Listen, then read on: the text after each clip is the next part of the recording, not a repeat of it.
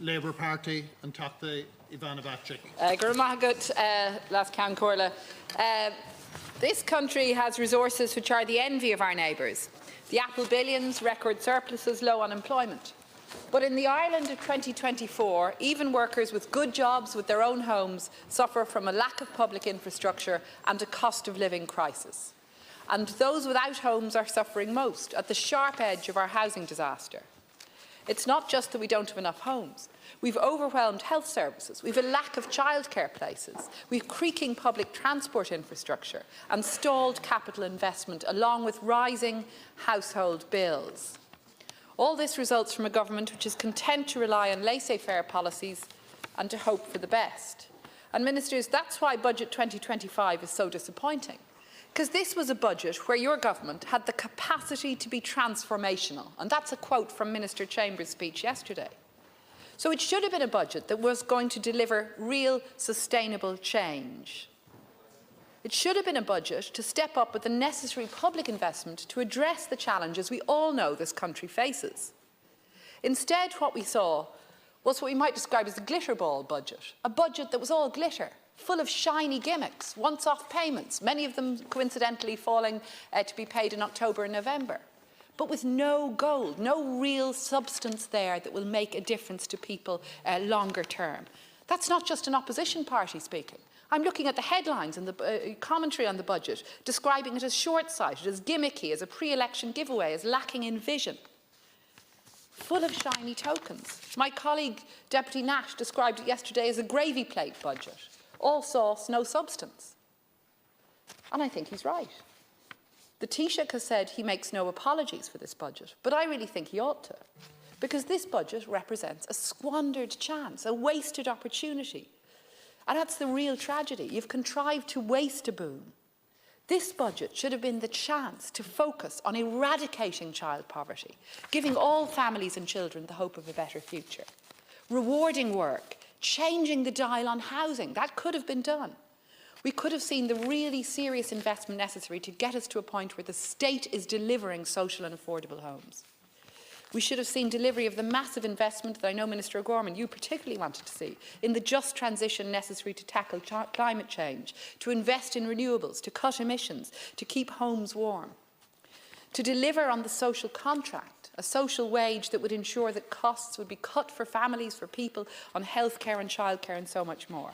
This budget could have been, as Deputy Duncan Smith said, a genuinely workforce budget to enable the building of capacity so that we would see staffing levels increase across our healthcare, our childcare, our elder care systems, to see a capacity increase in the construction industry so we can build the homes we need. But instead of the sort of sustainable investment that was necessary to do this, to make that transformational change, we've seen this series of once-off measures. And at a time of record surpluses and yet record homelessness, that's not good enough. It's not good enough for those without a home, those facing eviction, families I'm talking with every day in my own constituency, facing the prospect of an eviction, who have no support in this budget. It's not enough for families struggling every month to pay household bills.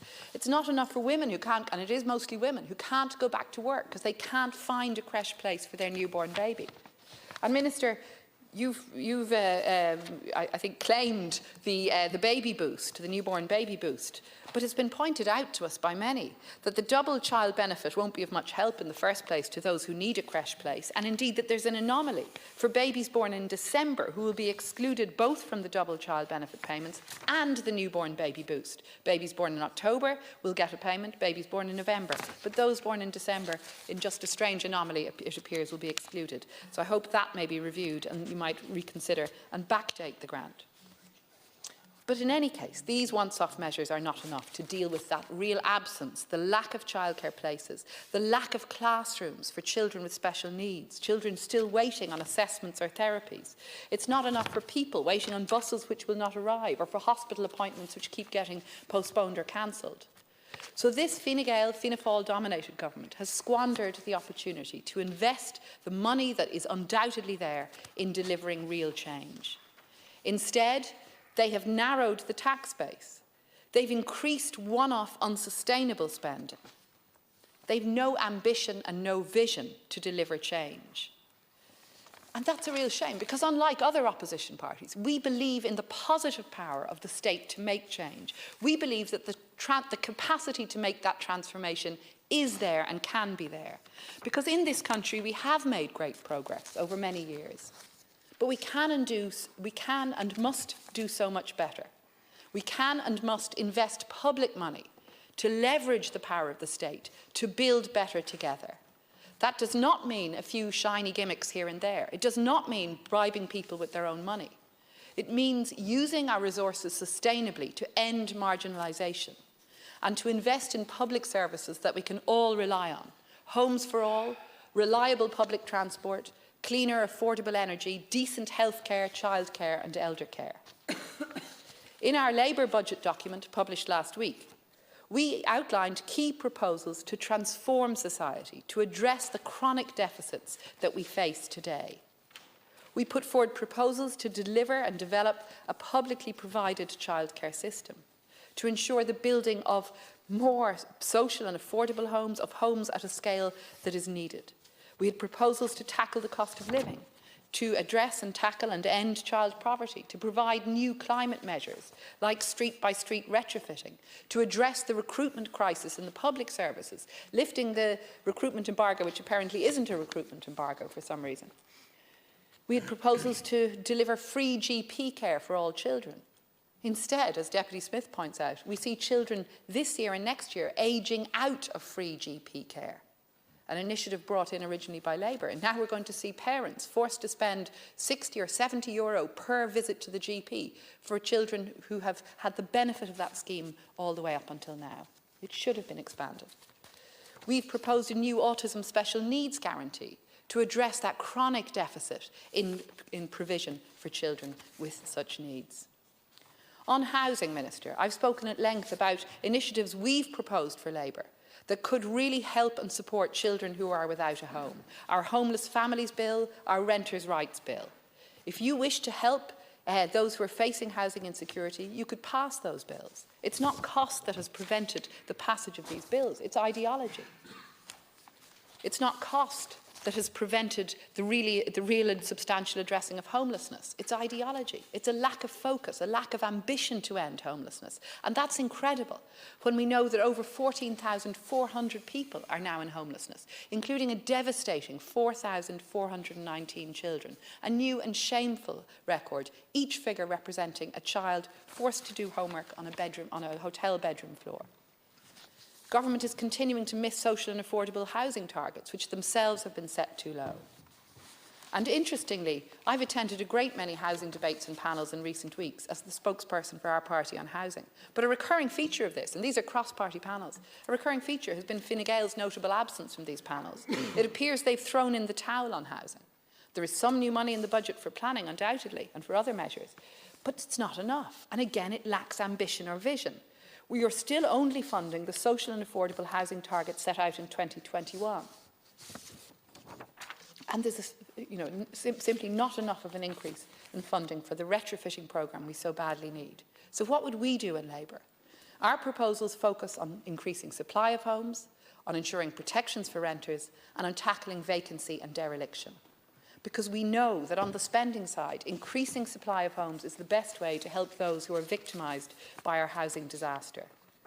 So we've called for significant and serious investment to ensure the transformation of the Land Development Agency into a state construction company to enable delivery of homes at scale.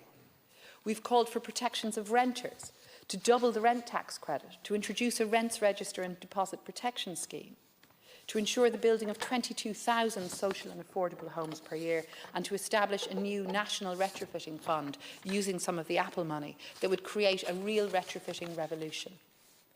On childcare, we've put forward a radical programme for equal early years, setting out steps towards a publicly provided universal childcare system.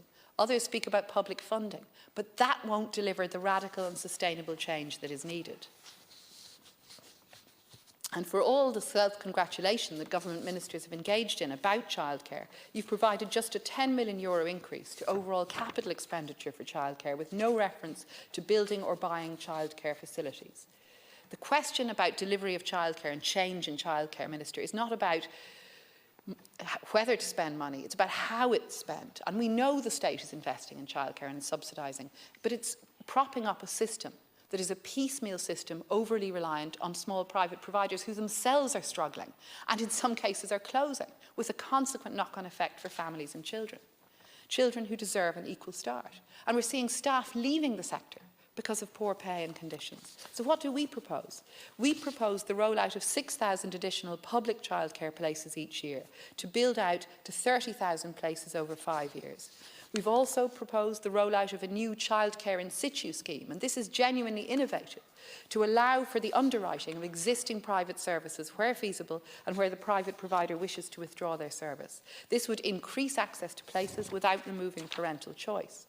And we've proposed a cap on costs for parents at €200 per child per month, as indeed we had proposed in our last 2 alternative budgets. And we want to tackle the pay of early years educators under the existing JLC format until we can see agreed public pay scales put in place. Minister, you'll be aware more than anyone, public funding for childcare in Ireland remains a fraction of what other European countries invest. But we need to move towards a new vision for childcare that is based on a universal, publicly provided model. And on education, we've also set out a vision for change because we all know the importance of education. And currently many children, far too many, are hindered by poverty in the school system.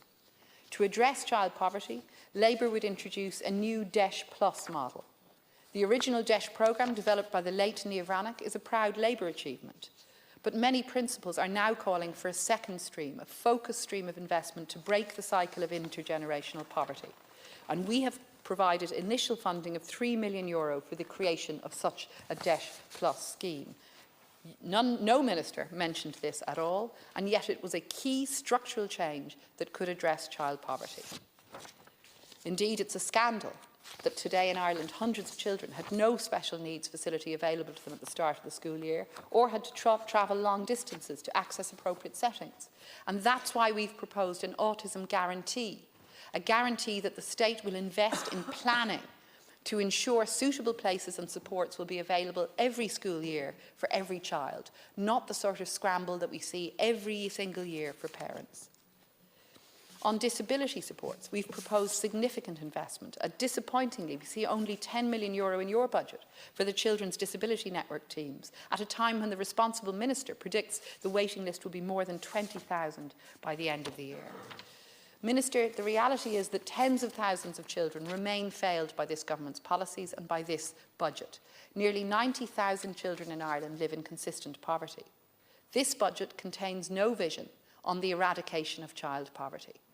We've proposed constructive measures that would address this, that would address and tackle child poverty, that would end child homelessness, thereby lifting society as a whole. We don't believe in trickle-down economics, but boost-up economics work.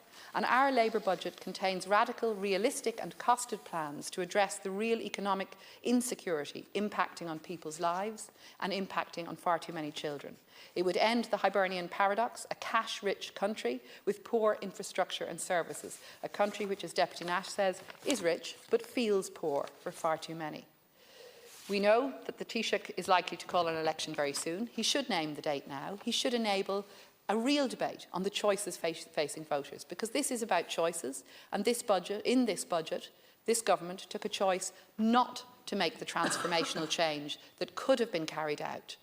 The government took a choice not to harness the power of the state to address the structural problems of inequality and of poverty that bedevil this country.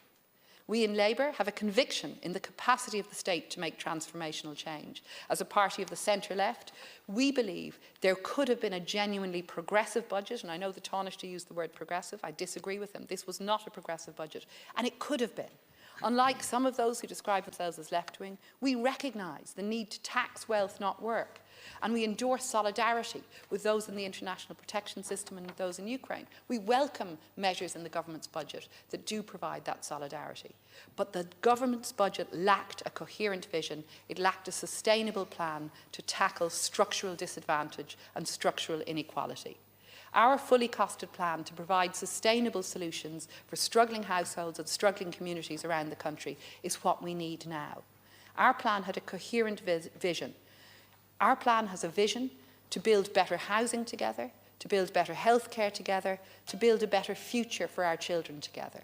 Because in Labour we believe we can build better together, and that's what this government should have done and shamefully has failed to do in Budget 25.